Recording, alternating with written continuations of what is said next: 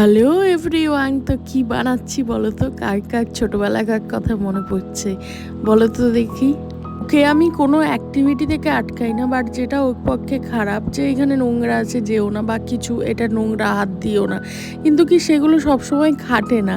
এই যে এখন বৃষ্টি পড়ছে, বাইরের সামনেটা একটু জল জমেছে, এবার বাচ্চা তো দেখেই বলে যে মা নৌকো ছাইবো নৌকো ছাইবো, নৌকো বানিয়ে দাও। এবার সব সময় সব কিছুতে না করাও যায় না, তাই না? তাহলে ওদেরও বাচ্চা, তো মনটা খারাপ হয়ে যায়। আর এগুলোই তো ছেলেবেলা। কি করতে যাচ্ছিস বাবাই? নৌকো, বোট। আসতে আর মন্দারমণি গিয়ে ওর হাতে এত ট্যাং পড়ে গেছে, এখনো সেই ট্যাংটা ওঠেনি।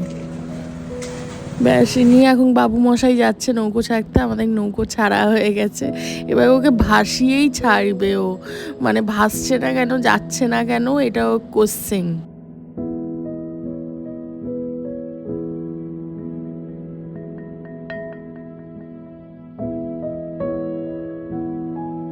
দেখো ওর মুখটা কতটা খুশি ও।